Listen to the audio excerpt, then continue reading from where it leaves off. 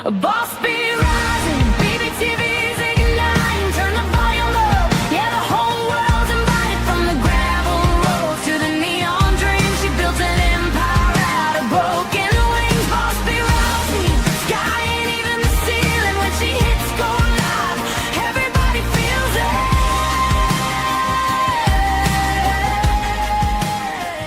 She's the queen of the comeback. Have you ever noticed the phrase, "that's what best friends do," sounds really sweet when somebody is thanking you, but it sounds a whole lot different when somebody is trying to convince you to do something? Because apparently being somebody's bestie might come with terms and conditions nobody bothered to read. Imagine that. Need advice? Ask a bee. The answers may not be perfect, but they'll be entertaining. Submit your letters and let Bee mind your business for a while.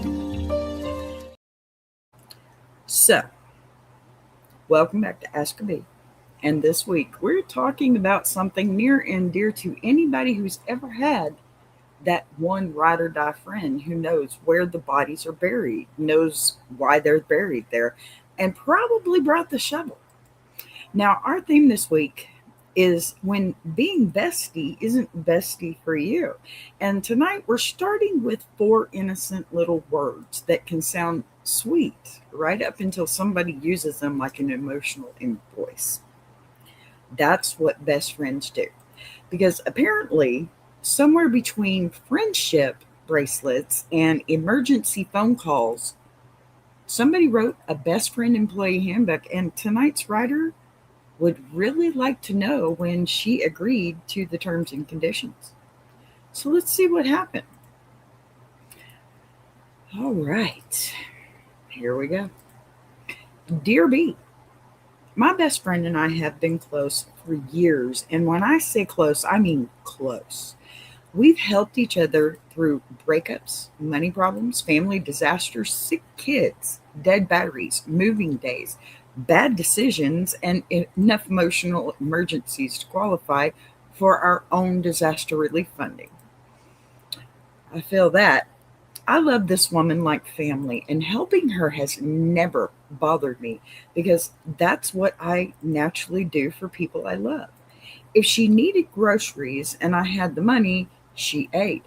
If she needed a ride and I had gas, I drove. If something happened at 2 in the morning, she knew she could call me. I never kept a spreadsheet because I didn't think friendship needed one. But lately, I've noticed something that is starting to make me uncomfortable. Whenever I can't help, don't want to help, or simply have something going on in my own life, she says some version of, "but that's what best friends do." At first, I thought she was joking. Now I'm starting to wonder if she actually believes being her best friend means I'm automatically supposed to say yes. The confusing part is that she helped me too. So I don't want to make this sound like she's some horrible friend who has never done anything for me. She has been there during some genuinely awful moments, and there are some reasons we've stayed best friends this long. But the balance has changed somewhere along the way. If she asks me for something and I say yes, everything is wonderful and we're besties forever. If I hesitate, suddenly I'm hearing about how she'd do it for me, how we've always helped each other, or how this is just what we do. Sometimes she'll even bring up something she did for me months ago, and suddenly a favor I thought came from love starts feeling like something she quietly put on my tab. Excuse me. What really bothers me is that I don't do that to her. If I help her, I don't save it as ammunition for the next time I need something. At least I didn't think that's what we were doing. Now I'm starting to wonder whether we've been participating in 2 completely different versions of the same friendship. Hmm. The latest argument happened when she needed another favor and I genuinely couldn't give her what she wanted. I had my own responsibilities, my own money problems, and frankly, I was exhausted.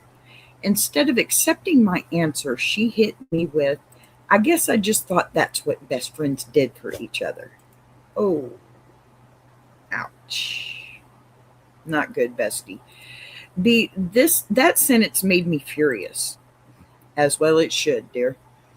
Not because I don't want to help my friend, but because suddenly all the times I have helped seem to disappear because of the one time I said no. I finally told her that being my best friend doesn't give her unlimited access to my time, money, energy, car, or whatever else I happen to have. Now she's hurt and says I'm treating our friendship like it's transactional, which is ironic because I feel like that's exactly what she's been doing to me. I don't want to lose my best friend, but I also don't want to spend the rest of this friendship proving that I'm a I'm a good one every time I need to say no. So B, am I being selfish or has that what best friends do become a guilt trip with a cute little friendship bow tied around it? Signed, apparently bestie comes with benefits. Mm. Okay, well let's hash this one out a little bit. As soon as I get that off my face, right? So when helping turns into expectation, look, there is a difference between knowing your best friend will probably be there when you need her and believing she's obligated to be there every single time. There's no obligation here. You're friends. You're not even blood related, which still has boundaries, right? At what point does years of willingly helping each other create an expectation that nobody actually agreed to? When is that point? Honestly, because I would love to know.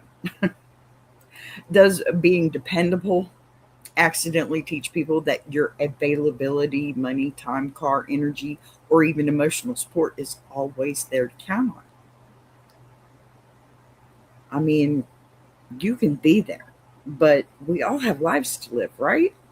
You can't always be that. You just can't. It's not feasible. We all have separate lives, right? Listen, me and my best friend, we have our issues too. Okay? I'm not going to pretend we don't. But under no uncertain circumstances would I not discuss this with her if I felt that way. And do it in a manner where, I mean, you guys have gotten along this long, right? There's really no context on how long you've been friends, but my best friend and I, we've been friends well over a decade. And sometimes we have more problems than others, and other times we have no problems whatsoever. And I'm making videos singing, Bestie, where are you? I miss you, right? But there are times that when I have to say no, it feels awful. It really does. And I try to relay that message. And, there are times when, sure, I've probably gotten upset because she told me no. It happens. But you've got to find that medium ground. You've got to find where you can talk to each other. Well, hello, Devin. Grandma right here. How you doing? Anyway, so to move on just a little bit, the secret friendship scoreboard. Okay, that's something you need to put behind you. Friends can help each other for years without ever discussing who has given more.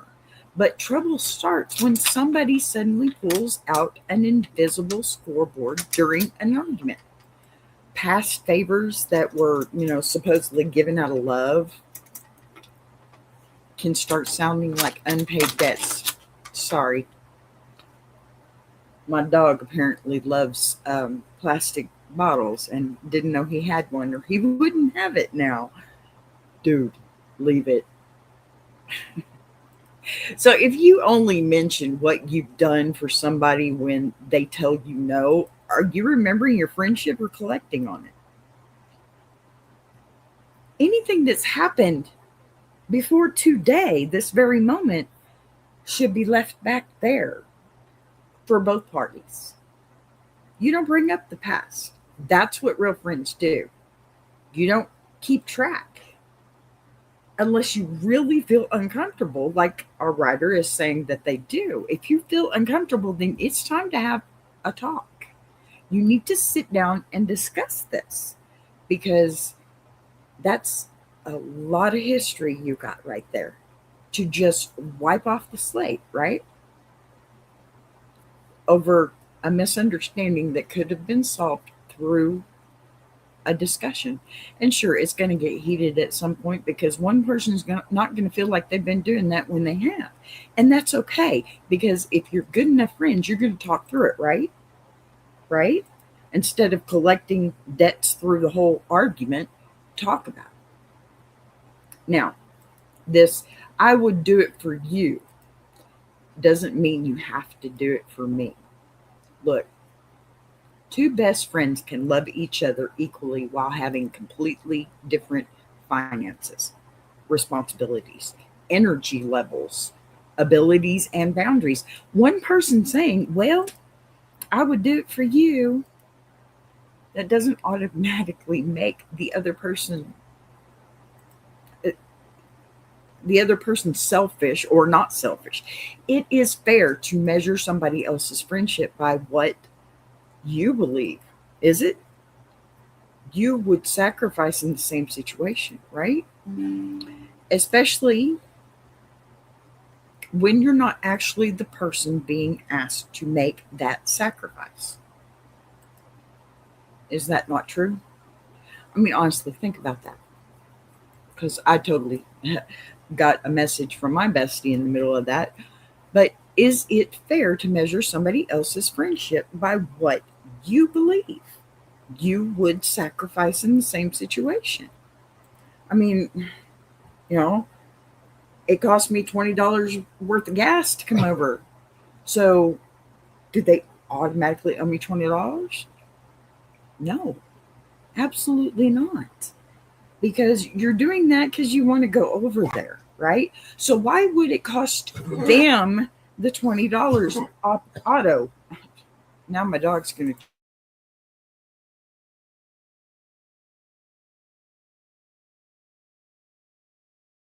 Okay, sorry, didn't want y'all to have to listen to that. All, I don't know, one of you, which is probably me on my camera or TV.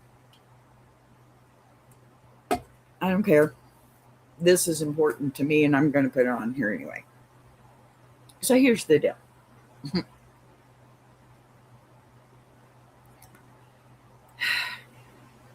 Yeah, sorry, the dog has gotten me sidetracked. Chews on a bottle, then chokes to death. No, he didn't choke to death. Stop saying that. Sorry, YouTube, you didn't hear that. Look, what happens when the friend who always says yes finally says no? I think that's the biggest question here, isn't it? When someone is so used to hearing yes all the time from their best friend, and then suddenly they have to say no, okay, think about that. The situation. One doesn't want to have to say no, but has to. The other one has never heard no. This is a huge situation that can become such a big problem for you and your best friend. Unless, of course, you sit down and you talk about it. The bottom line is you're going to have to talk about these things. There is no way out of it if you want to keep the friendship. And to our writer, I hope this doesn't sound harsh to you. I'm not trying to be. What I am saying, though, is you two need to sit down and talk. It's not going to get resolved. It's just going to get worse unless you both can sit down and relay how the situation is making you both feel. And in that conversation, maybe you can even say, look, this is how I feel. And then the other person can say, I'm sorry, I didn't realize I made you feel that way. That's the better situation, isn't it? Yeah.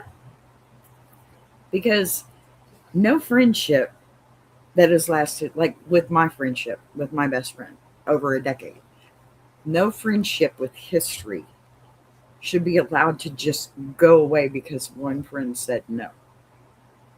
And honestly, I want to talk about the guilt trips for a second, because right now, that is my biggest issue with the whole situation. Guilt trips. Guilt trips are just rude, y'all. Just rude. Why do you need to guilt somebody into doing something for you when you know full well they're going to do it for you anyway, right? If it's your best friend and all they have is a no for you, it's not because they didn't want to. It's not because of spite. It's not because of anything else, but that they couldn't. Because if that friend is that friend all this time, that friend is only doing what they can do. It's not what they want to do, because of course they want to do for you. If they can't, they can't. And when, one friend has a problem and the other friend brings receipts, what do you do then? Do you trash the relationship that you've had all this time? Of course you don't. That's not what you want to do. A friendship can develop an entire pattern around one person being the fixer, helper, lender, driver, rescuer, listener, or dependable one. Everything can seem perfectly balanced until that person finally sets a boundary. Nobody likes boundaries. If one honest no suddenly causes anger, guilt trips, accusations, or a list of everything the other friend has ever done, was the friendship really comfortable, or was the other person simply comfortable with the arrangement? I think that's the big question here. I think it's more about the idea. And if this friend just has this idea about you because you've made them believe that about you, only, some people, they take it a little further than they should. You give them an inch and they'll take a mile. It's true, it happens. But if that friend is a true friend and has, I'm sorry, she's texting me right now and she knows I'm busy. But,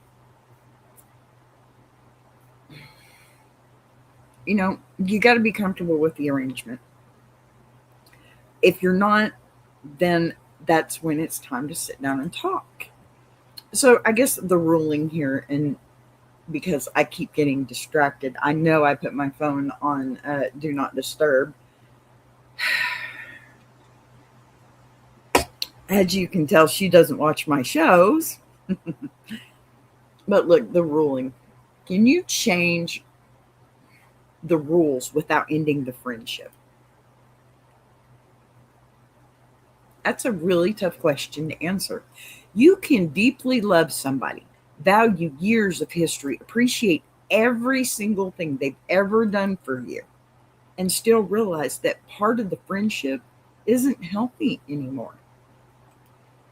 Does protecting a friendship sometimes mean changing how money and favors and emergencies, expectations, and boundaries work between you?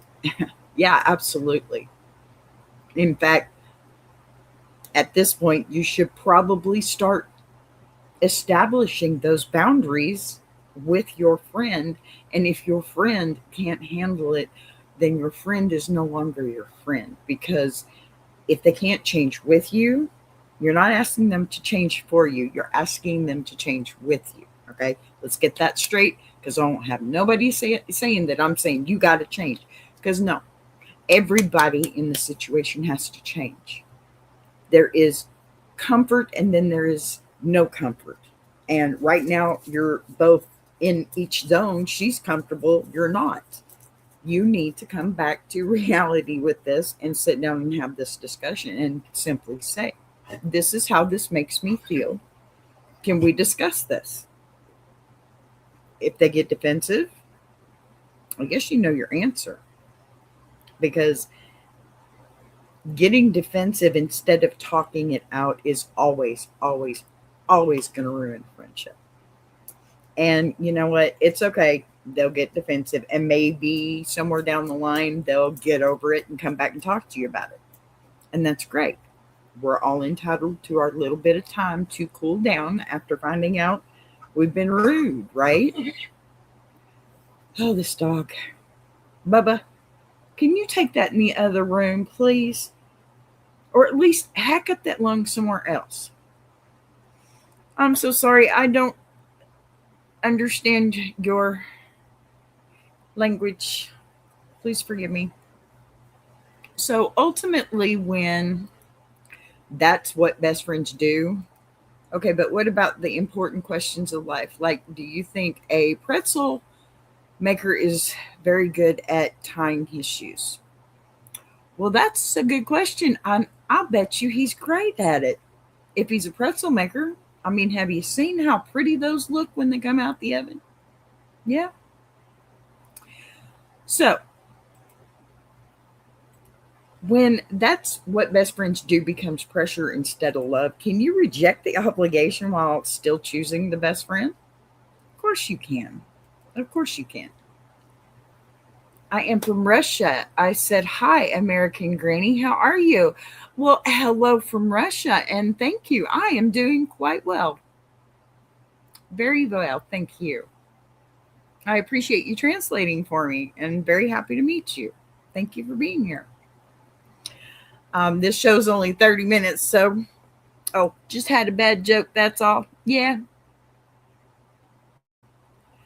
That's okay. Bad dad jokes are good here. We like them. Yep. And you are most welcome to come up with all of them you want to, because that's pretty good, actually. All right. So listen, here's my ruling. Best friendship should come with love, loyalty, honesty, emergency phone calls, ridiculous inside jokes, dad jokes too, and probably enough mutually assured destruction to keep everybody behaving themselves, but it does not come with unlimited access to another person's time and money and energy or ability to say yes. That's my point. That's what best friends do is beautiful.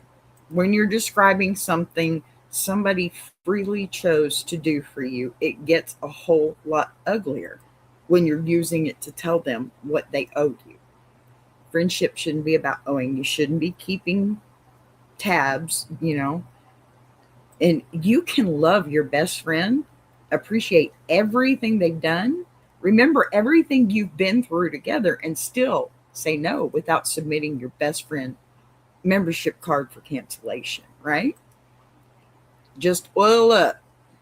Well, there you go. I'm just curious, is that helpful off the grid? Being oiled up? Oh, maybe if you're chasing wild boars. So if one little boundary can destroy years of friendship, maybe the boundary didn't break the friendship, okay? It just showed you what the friendship had quietly started requiring. And that's the ruling from this here bee. Oiled up, dad joked, and very happy to have it. Until next time, you guys, though, remember, you can love somebody with your whole heart without handing them the keys to the whole damn hive. Okay? Y'all go see my friends at Tuber Chat. I'll see you tomorrow night. Same time, 8 p.m. Central. Buzz you later. I want to take a minute to shout out Tuber Chat. If you're a creator who's tired of surface level advice, says, and actually wants to understand how YouTube works, that's the space. It's real conversations with real creators who are in the trenches building channels, testing ideas. No posturing, no gatekeeping, no fake guru energy, just people sharing what's working, what isn't, and why. If you're serious about growing, learning, and not doing this alone, check out Tuber Chat. The link is in the description.